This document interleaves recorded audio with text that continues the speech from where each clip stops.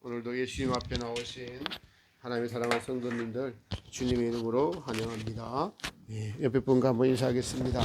하나님이 당신을 사랑하십니다. 크게 해도 됩니다. 크게 해도 돼요. 네. 네. 오늘은 저 멀리 오신 순서부터 주님께서 사랑해 주시기를 보면 멀리서부터 제일 먼저 오고 그 다음에 소래포구에서 두 번째 오고 꼭 그렇습니다. 멀리 있는 분들이 항상 제일 먼저 오고 제일 가까이 있는 분들이 제일 늦게 오죠. 너무너무 반갑습니다. 네. 오늘은 살아있는 말씀이라는 제목으로 같이 은혜를 나누고자 합니다. 제목을 같이 한번 해볼까요? 살아있는 말씀. 우리 그리스도인들이 살아있다, 살아있는 신앙이 된다라는 것은 우리의 심령에 하나님의 말씀이 살아있다라는 것을 의미해요. 사람이 어떤 가치관을 가지고 살아가잖아요. 그 가치관이 그 사람의 안에서 그 마음에 그 사람을 이끌어가고 인도해 가는데 그리스도인들이 살아있는 믿음, 산행실, 살아있는 신앙이 된다는 것은 바로 말씀이 그 안에서 살아있음을 의미해요. 말씀이 살아있다는 것은 하나님이 살아계시다라는 것과 마찬가지죠. 아담과 하와의 불순종은 하나님과 교통하던 하나님의 살아계심이 아담과 하와의 그 말씀이 떠나버렸어요. 그래서 그때 이후로 타락했다는 것은 자기가 주인이 되어서 자기의 즐거움을 위해서 자기의 만족을 위해서 살아가는 존재가 바로 타락한 우리의 존재다라는 것입니다. 그래서 하나님이 떠나니까 죽음이 찾아왔죠. 하나님이 없는 것이 죽음이고 실제로 육체의 죽음도 찾아왔습니다. 이 육체의 죽음이라는 것이 고통이 수반되는 거예요. 그래서 하나님 떠나니까 인간이 스스로 만족하기 위해서 남의 것을 빼앗아야 됩니다. 나보다 잘된 것을 못 봅니다. 그래서 미워하죠. 미워합니다. 시기합니다. 미워하는 것을 잠언서에서는 뼈가 썩는 괴로움이다 이렇게 해요. 시기하고 질투하는 것이 뼈가 썩는데요. 뼈가 썩는 괴로움이 그것이 바로 죄로부터 온 하나님이 없는 거예요. 여러분 우리가 누구를 미워하거나 시기하거나 질투한다는 그 자체가 벌써 그 마음에 하나님의 성령이 없다라는 것을 말합니다. 그리고 이 괴로움이 끝이 없어요. 하나님이 영원히 계시지 않으니까 그 괴로움이 끝이 없습니다. 그렇습니다. 세상은 이 자기 만족을 위해서 살아가다가 그 어두움에 빠져서 영원한 어두움에 처해서 하나님 없는 곳에 살아가는 것이 지옥이고 이 죄는 그래서 자기 만족을 위해서 살아가는 것을 알 수가 있습니다. 제가 이제 뭐 매일 빠지지 않고 저의 이 영성 생활이에요. 가서 기도하는 것인데 이 봉산에 정상에 올라가면 등산객들 쉬라고 은평구청에서 데크를 아주 수백 평 되는 데크를 수백 평 뭐 한 200평 되겠어요. 데크를 아주 잘 만들어 놨어요. 요즘 이번 주 날씨 엄청 뜨겁잖아요. 35도 정도 되는 뜨거운 날씨에 불구하고 70된 어떤 할아버지 한 분이 매일 와서 사교춤 그거 연습을 해요. 뭐 다른 사람 신경 안 써요. 혼자 그냥 이렇게 이렇게 스텝 밟는 훈련이 있죠. 아주 이렇게 그 뜨거운데도 거기 그늘도 없어요. 근데 그렇게 해요. 더 놀라운 거는 어제 비가 왔잖아요, 많이. 저도 열심히 있어서 비 맞으면서 올라갑니다. 근데 그 할아버지도 왔어요. 와서 비가 오는데도 불구하고 우산도 안 쓰고 우의도 안 입고 얼마나 집중해서 이렇게 박자를 맞추는 이걸 하는지, 거기 온 사람들이 놀래가지고, 야, 저 할아버지 대단하다. 참. 그 즐거움을 추구하는 것이 얼마나 크면은 35도 되는 뜨거운 날씨에도 모자 하나 쓰고 아무것도 준비하지도 않고 비가 와도 올라와서 춤 연습을 해서 내가 춤의 1인자가 되리라. 그 열정을 보고 참 인간의 즐거움을 추구하는 것이 끝이 없다라는 것을 생각했습니다. 근데 저도 하루도 빠지지 않고 그 자리에 가서 앉아서 매일 묵상을 합니다. 걸어 올라가면서 묵상을 하고 올라와서 쉬면서 또 묵상을 하죠. 그러니까 그러고 보니 저도 열심히 참 있더라고요. 보니까 비가 오나 날씨가 뜨거워도 그렇게 올라갑니다. 근데 제가 날씨가 뜨거워도 올라가면서 저는 더운지를 별로 몰라요. 우리 저녁에 매일 이제 기도회 모임에서 오시는 분들이 오늘 낮에 너무 더웠다라고 하고 막 그렇게 얘기하시는데 나는 이렇게 올라가는데 그렇게 더운지를 모르는데라고 이제 그 말은 안 했는데요. 근데 왜 그 더운지를 몰랐느냐 하니까 즐겁기 때문에 더운지 모르는 거예요. 그 묵상하면서 올라가는 게 즐겁기 때문에 그 즐거움이 더 크기 때문에 그 뜨거움을 그 묵상이 주는 즐거움이 이기더라고요. 그 할아버지는 이 즐거움이 그 꼭대기에 올라와서 운동도 하고 그렇게 하는 거예요. 그 즐거움이 그를 이끌어가는 것을 알 수 있습니다. 저는 묵상하는 이 즐거움, 주님과 동행하는 이 즐거움 때문에 그렇죠. 밤에도 올라갑니다. 밤에도 낮에 못 올라가면은 밤에도 올라갑니다. 그렇습니다. 이제 예수님의 말씀을 묵상함으로 예수님에 대하여 알아가는 그 즐거움이 저의 삶의 원동력이 되게 하는 것을 알 수가 있습니다. 말씀이 오늘 살아있는 말씀이 되려면 하나님의 말씀은 살아있어 영과 혼과 간절과 골수를 찔러 쪼개기까지 되게 한다라는 이 말씀을 생각하면서 말씀이 살아있는 말씀이 되는 예로 우리는 성모님을 한번 생각해 볼 수가 있습니다. 성모님께서 이제 처녀 때에 전성기 하면 10대 때라고 해요. 10대 때 그때 이제 마리아가 요셉과 정혼을 했는데 천사 가버리 나타나서 내가 너로 이제 잉태케 하리라라고 말합니다. 그러니까 마리아가 이렇게 말합니다. 주의 계집종이오니 말씀대로 하옵소서라고 이야기를 해요. 주님의 말씀에 전적으로 의지하는 마리아를 볼 수가 있습니다. 주의 계집종이오니라고 말해요. 마리아가 요셉과 정혼을 했지만은 아직 남자를 경험한 적이 없는 동정녀입니다. 그런데 너가 이제 잉태할 것이라는 천사의 말에 정말 그 말에 동의할 수 있는 것은 엄청난 용기와 전적인 하나님에 대한 신뢰가 필요한 것이지요. 그런데 이렇게 마리아의 말에 주의 계집종이오니 이 말이 참 중요합니다. 자신에 대한 정체성이 확실한 거예요. 내 것이 아니라 주의 것이오니라는 정체성은 우리로 담대한 결정을 내릴 수 있게 하는 것을 보여줍니다. 바울은 이렇게 말했죠. 너희는 너희 것이 아니라 값으로 산 그리스도의 것이니라. 즉 핏값으로 산 그리스도의 것이라는 것이 바로 그리스도인들의 정체성이죠. 우리가 믿음이 흔들릴 때마다 이 정체성으로 돌아가면 우리는 다시 믿음에 굳게 설 수 있다라는 사실입니다. 나는 나의 것이 아니라 누구의 것이다? 그리스도의 것이니라. 할렐루야. 그리스도의 것이니까 내 마음대로 살아가서는 안 되는 것이죠.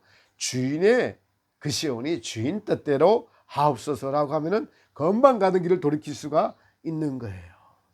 내가 나의 것이 된 순간 내가 주인 되는 삶을 살고 있죠. 그 삶을 지난주에 죽은 믿음, 죽은 자라고 말씀드렸습니다. 산 믿음은 내가 주인이 아니라 예수님이 나의 주인이 되는 삶이지요. 여러분, 우리가 육체의 목숨이 붙어 있는 한 이 정체성에 대한 싸움은 내 안에서 날마다 일어나고 있다는 사실을 우리가 기억해야 할 것입니다. 나는 나의 것이 아니라 그리스도의 것입니다. 여기에 우리가 토를 달면은 합리화를 하는 분은 평생 그 수준에서 자기가 주인이 되는 죽은 믿음에서 벗어날 수 없는 가장 안타까운 삶을 살아가는 분이라고 할 수가 있습니다. 주님은 반드시 너희가 영으로 살려면 육을 죽여야 한다라고 말씀하셨어요. 영으로 산다는 것이 우리의 정체성이 나는 주의 것입니다 라는 것이죠. 우리가 영으로 사는 것이 곧 그리스도가 나의 주인됨을 깨닫고, 그리고 더 온전히 깨닫기 위해서 우리가 믿음 생활을 하는 것인데, 자기 합리화는 여전히 자기가 주인이 된 것을 바꾸지 않으려고 하기 때문에 계속 그 삶에서 벗어날 수가 없습니다.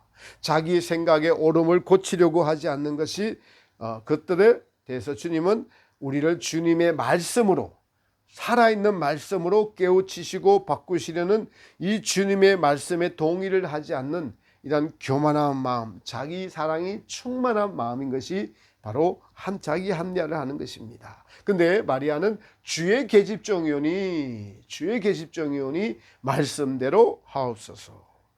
보세요. 말씀이 예부에서 안으로 들어왔어요. 예부에서.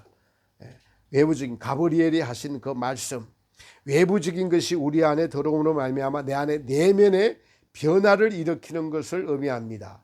컵에 물에다가 설탕을 넣으면 무슨 물이 돼요? 설탕물이 됩니다. 소금을 넣으면 무슨 물이 돼요? 소금물이 됩니다. 우리의 마음을 깨끗하게 해서 말씀이 들어와서 그 말씀이 우리를 지배하면 살아있는 말씀을 가진 사람이 되는 것입니다. 그래요. 우리의 내면에 주님의 말씀이 들어와서 우리 내면에 고정되어 있던 자기 사랑, 자기 애와 자기 중심적인 사상을 바꾸는 일을 하시는 것이 곧 진리의 성령께서 하시는 일이다라는 것입니다. 마리아가 순종을 하니까 가브리엘이 이렇게 말합니다. 거룩한 성령이 너를 덮으시리니 라면서 마리아의 육체에 하나님의 일이 일어났는데 예수님을 잉태했습니다. 이처럼 우리의 내면이 말씀이 들어오면요, 우리가 변화돼요. 일이 일어납니다. 사건이 일어납니다. 그래서 우리는 이러한 것을 묵상하고 내 안에서, 나의 내면에서 나가 변화되기를 원해야 하는 것입니다.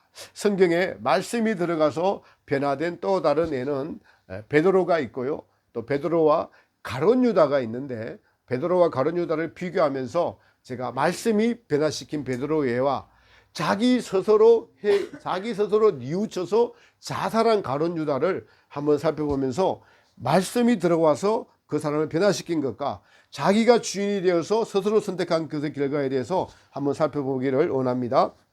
베드로가 예수님을 몇 번 부인했죠? 3번을 부인했습니다. 다른 제자들도 이렇게 말해요. 내가 죽을지언정 예수님을 부인하지 않겠습니다라는 베드로와 같은 고백을 합니다. 그런데 가야바 간정에서 새벽에 불을 쬐고 있던 베드로에게 한 여자 비자가 다가와서 물을 때 예수님을 부인했습니다. 또 두 번째는 겟세마네 동산에서 베드로에게 길을 베인 군병의 친척이 베드로에게 야, 내가 보니 너 예수와 함께 같이 다닌 사람 같은데 라고 하니까 또 부인했어요. 마지막으로 다시 한번 3번째 부인을 합니다. 그때 3번째 부인을 할 때는 예수님과 눈이 딱 마주쳐요. 자, 눈 떠보세요. 저하고 눈이 한번 딱 마주쳤어. 딱. 오늘 예수님께서 한 분 한 분 위해서 기도할 때 오늘 큰 은혜를 주시리라고 하셨어요. 눈이 살아있는 분들이 지금 은혜를 받으실 거예요. 큰 은혜를 주시리라고 하셨는데 예수님과 눈이 딱 마주쳤어요. 3번째 부인하는데. 그러니까 성경은 이렇게 기록하고 있어요. 너가 3번 나를 부인하리라는 말씀이 생각이 나서 바깥에 나가서 어떻게 하고 울었더라? 통곡하며 울었더라. 말씀이 생각이 나서. 살아있는 말씀이. 누구의 말씀이에요? 내가 3번 나를 부인하리라는 예수님의 말씀이 생각이 나서 통곡하며 울었더라. 근데 베드로가 호언장담하면서 나는 절대로 주님을 부인하지 않겠습니다.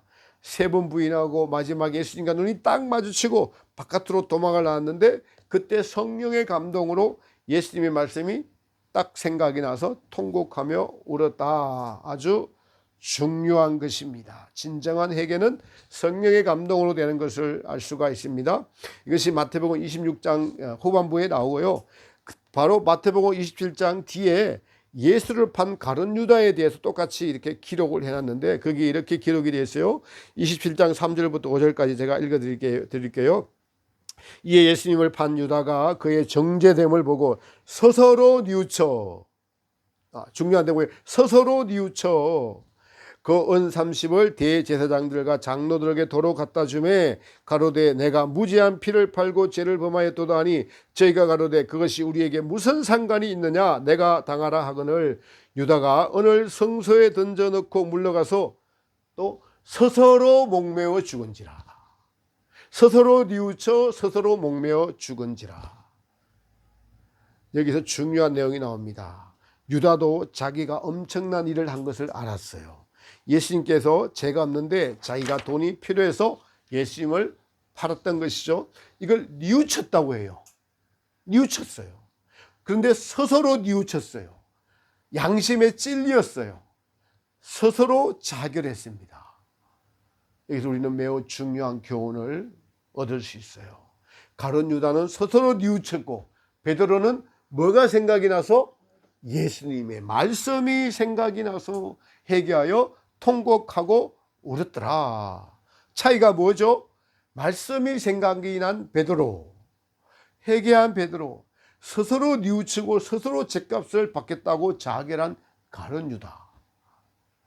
여러분, 우리는 스스로 자기가 주인이 되어서 한 행동을 믿음이라고 착각할 때가 많습니다. 성령께서 감동하여 회개하고 또 그때 상황에 따른 말씀들을 주셔서 우리를 이끌어 가야 합니다. 그런데 내가 주인이 되어서 스스로 한 행동들 뉘우치고 결정하고 하는 일들이 많이 있어요. 스스로 한 행동을 바울은 자기의라고 이야기합니다. 자기의. 나의 행위로 보상을 받으려는 것을 의미를 해요. 그래서 도덕적인 기준, 유교적인 기준을 가지고 착하게 살아가면서 나는 착한 그리스도인이다라고 생각하면서 착각하며 살아갑니다.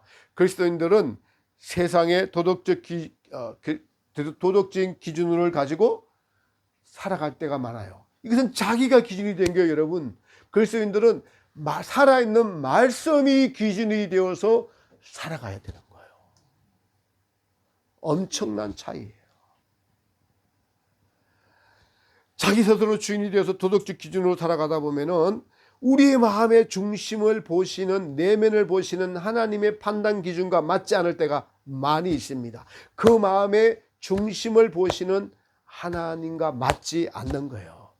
착한 그리스도인이 아니라 우리는 말씀이 우리를 이끌어가는 그리스도인이 되어야 한다는 사실이에요. 스스로가 주인이 되어서 양심에 찔려서 스스로 자결한 가룟 유다를 보면서 우리는 말씀에 의해서 통곡하며 회개한 베드로와 비교가 됩니다. 스스로 나는 주님을 부인하지 않겠다고 호언장담한 베드로는 예수님의 말씀이 생각이 나서 통곡하며 울었습니다. 가룟 유다는 스스로 잘못한 것을 깨닫고 그것을 뒤집으려고 여러분 제사장을 찾아갔어요. 유대인들을. 근데 거절을 해요. 제사장들이 거절을 하니까 어떻게 해요? 스스로 자결합니다. 도덕적 기준이에요. 자기 양심의 선택을 따라갔어요. 네. 우리는 세상 사람들이 교회 다닌 그리스도인들보다 때로 양심이 더 뛰어난 분들 많이 있어요. 양심이 많이 있습니다. 네. 자기가 스스로 주인이 되어서 자기 양심이 스스로 주인이 된 사람들을 뭐라고 이야기하냐면 종교인이라고 이야기해요. 그들을. 불교인들도 종교인들이고 마호메트 교들도 종교인들이에요. 유교인들도 종교인들이에요. 스스로 양심을 기준으로 삼고 나는 이 양심에 맞추어서 선한 사람이다. 이 선을 추구하면서 그 만족이 그것이 진리인 양 그것을 만족으로 삼고 살아가는 사람들이 바로 종교인들입니다. 자기 양심을 기준으로 삼고 살아가는 사람들이에요. 근데 우리는 뭘 기준으로요? 그리스도인들은 예수님의 살아있는 말씀을 기준으로 그 살아있다는 것이 성령의 감동으로만 살아있는 거예요. 성령의 감동이 되어야만 성령의 빛비춤이 있어야만 그 말씀이 내 안에서 살아있는 말씀이 될 수가 있다는 것입니다. 그리스도인들은 내면에 성령의 빛비춤을 받는 말씀이 살아있어야 함을 알 수가 있습니다. 자기의 양심이 기준이 아닌 말씀이 양심의 비추인 것이 기준이 되어야 한다는 것임을 우리는 알아야 됩니다. 말씀에 의한 성령의 빛비춤이 있는 삶이야말로 바로 우리가 그토록 말하는 성령이 이끄시는 삶이라는 거예요. 살아있는 말씀이라는 것 자체가 성령이 비추일 때 말씀이 살아있게 돼요. 성령이 비추이지 않으면 그 말씀도 살아있지 않게 돼요, 여러분. 그건 남을 판단하고 정죄하는 데 쓰여요. 자기를 합리화하는 데 말씀을 갖다가 붙이기도 해요. 네, 붙이기도 합니다. 남을 판단하는데, 그죠? 서로 사랑하라 그러는데 교회가 왜 저러지? 성령의 감동은 본질을 보게 해요. 그 본질을 보게 합니다. 여기서 우리가 경계해야 되는 것이, 그러니까 인본주의적인 것, 도덕적인 것들을 경계해야 됩니다. 우리 인간의 도덕적인 것을 자랑하는 것도 인본주의인 것이며, 이 인본주의적인 것이 아주 교묘하게 우리를 하나님에게서 멀어지게 합니다. 자기 자신의 확신을 가지고 살아가면서 자기도 모르게 그것이 썩는 것인 줄도 모르고 살아가는 그리스도인들이 너무나 많습니다. 우리의 지정의가 성령의 감동으로 된 말씀이 우리를 이끌어가야 함에도 불구하고 자신의 확신으로 살아갈 때가 많은 그런 그리스도인들이 많다는 것입니다. 모든 학문들이 실제로 우리의 삶에 도움이 됩니다. 그 학문을 주신 이도 하나님이시지만은 그 학문들 위에 말씀이 있어야 함을 알아야 됩니다. 학문과 말씀을 같이 놓고 봐서는 안 되는 거예요. 말씀이 우위에 있다는 것을 여러분 분명히 알아야 됩니다. 어떤 이들을 보면은 학문이 성경 위에 있어요. 학문을 신뢰하기 때문에 도리어 성령의 감동을 방해할 수가 있어요. 그 학문이 그 사람을 교만하게 하기 때문에 성령께서 역사할 수 없는 것들을 우리가 볼 수가 있습니다. 천상의 책 1권을 해석한 어떤 수녀께서 하신 말씀이에요. 이렇게 말했어요. 마귀는 인간의 사고방식 안에서 살아간다. 인간이 깨닫지 못할 뿐이지 인간적인 사고방식은 마귀가 살아가는 영역이라는 거예요. 인간적인 사고방식의 틀. 마귀가 인간의 사고방식 안에서 또아리를 털고 살아간대요. 사고방식 안에 대표적인 것이 성공주의, 인본주의, 자기애.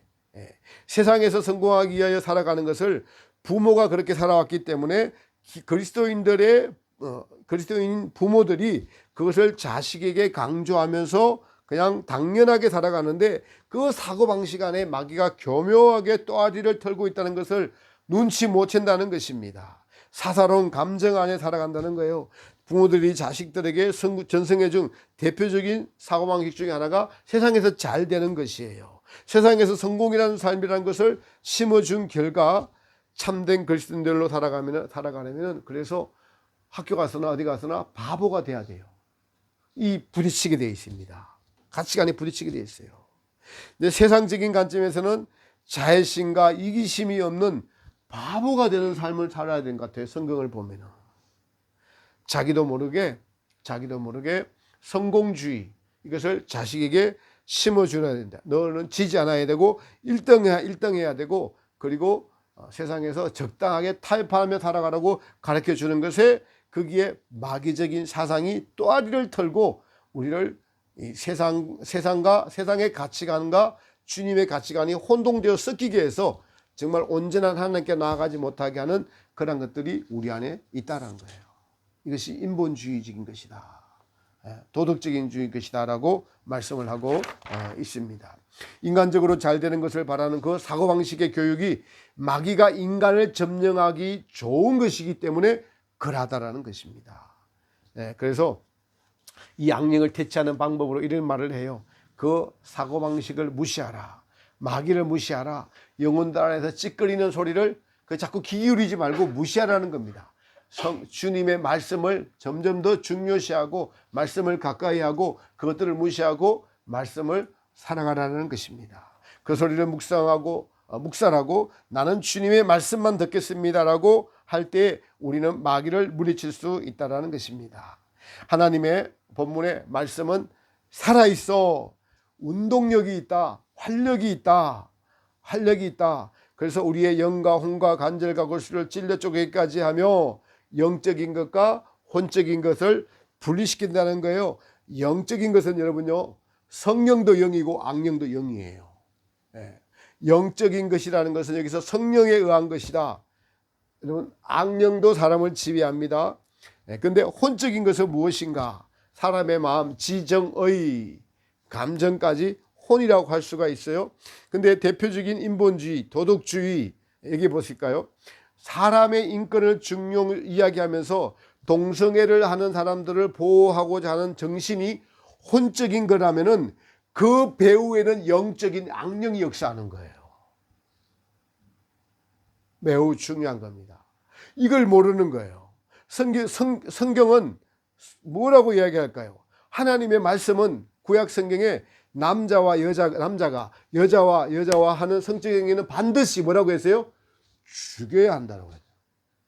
반드시 죽여야 한다. 이게 우선이에요. 이 말씀을 그들에게 가르치고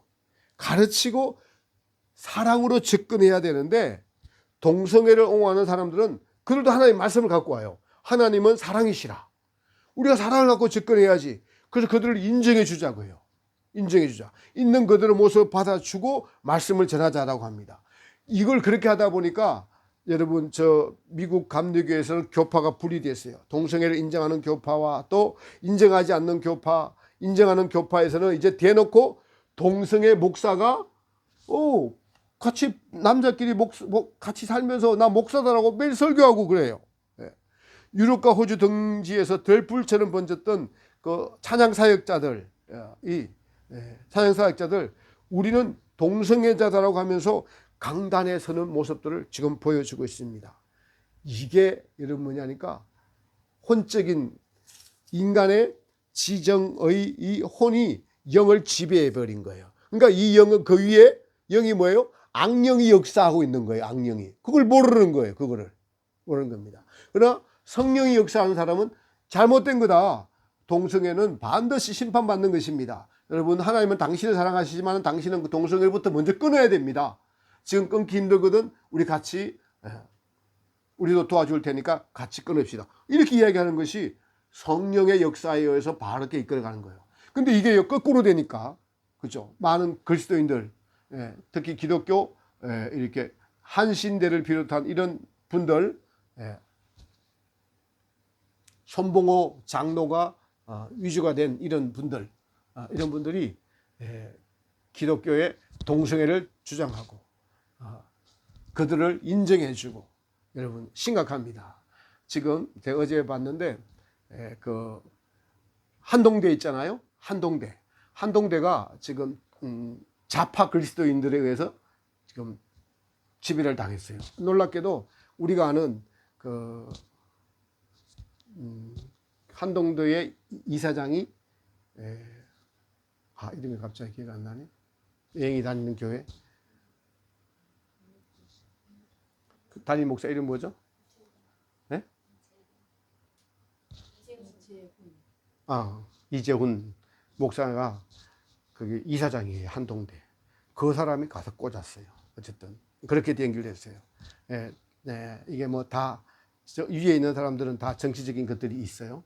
근데 그 손봉호 목사를 주장하는 그러니까 샘물교회에 다니는 그 목사님이 지금 교목 실장이 되어 있고, 또 손봉호 장로의 아들이 교수연합회 회장이 되어 갖고 민주당의 고민정 의원을 초청해 갖고 거기서 강의를 하고 뭐가 잘못됐냐 이러고 서서히 잠식해 들어옵니다. 제가 지금 말씀드린 것들이 그런 거예요. 성령이, 영이 지배를 해서 다음에 혼을 지배해야 되는데, 이 인간의 인권을 우선시하는 것이 사람들 보기에는 하나님도 이것을 중요시하다 그러는데, 그것이 속에 들어가 보면 마귀의 전략에 당하고 있는 것이 오늘날의 현실이다라는 사실입니다. 그렇습니다. 하나님의 말씀조차 자기식으로 해석하는 것이 미혹입니다. 저희가 공동체에게 나온 것이 왜 나왔어요? 성령의 감동으로 된 성령을 쫓아서 살아야 됩니다. 그 말씀을 지켜야 합니다. 근데 그 말씀을 핵심 진리를 가진 것 자체로 만족하면 그것이 여러분 인본적인 것이 돼요. 저도 그런 적이 있었어요. 진리를 수호한다는 것은 다시 말씀드리지만은 빛된 말씀을 성령의 도움으로 살아내는 것이 진리를 수호하는 것입니다. 우리가 대학 안에 들어가서 진리를 살아내야지 표를 받지 않죠. 그걸 진리를 가지고 있다고 우리가 진리를 수호하는 것입니까? 아니죠. 어떤 한 문자나 문장을 터집 잡아서 앞뒤의 문맥을 다 잘라버리고, 박삭대 목사님의 우리를 비난하는 강의 중에 성경에 대한 이야기로 터집 잡은 것이 있는데, 바로 그 뒤에 구절에 우리 모두가 공성생님에게 깃든 쇳대들이라는 것은 절대로 인용하지 않습니다. 바로 그 뒤에 그 말씀이 있어요. 그런 것을 인용하지 않아요. 그 대목만 끄집어내갖고 공격을 하면 누구든 공격을 당하죠. 제가 오늘 설교에서, 그죠? 한 대목만 꺼내면 저도 또 이단으로 몰리는 거예요. 앞뒤 문맥을 다 살펴야 되죠. 말씀이 내 안에서 힘이 되려면은, 그 말씀이 나의 삶의 가치 기준이 되고 진리가 되려면은 우리가 바로 어떻게 해야 되냐? 늘 예수님께서 나를 보고 계시다. 예수님께서 나와 함께 계시다. 이 생각을 가져야 됩니다. 우리의 정체성, 나는 그리스도의 핏값으로 사신 그리스도의 것이다라는 이 정체성을 우리가 가져야 되는 것입니다. 잠언에 보면은 무릇 지킬 만한 것보다 더욱 내 마음을 지키라. 생명의 근원이 이에서 날미니라 라고 말씀합니다. 끊임없이 묵상하고 또 묵상하고 침묵하고 기도하는 것이 우리의 이 기도가 하나님에게 상달되어서 나를 지켜달라고, 말씀의 빛으로 나를 인도하여 달라고 기도하는 것입니다. 사랑하는 성도 여러분, 그래서 살아있는 말씀을 가진 자들은 주여 주여 성령의 빛으로 나를 비추어 주소서, 나를 아는 빛을 비추어 주소서. 같이 한번 해볼까요? 나를 아는 빛을 비추어 주소서.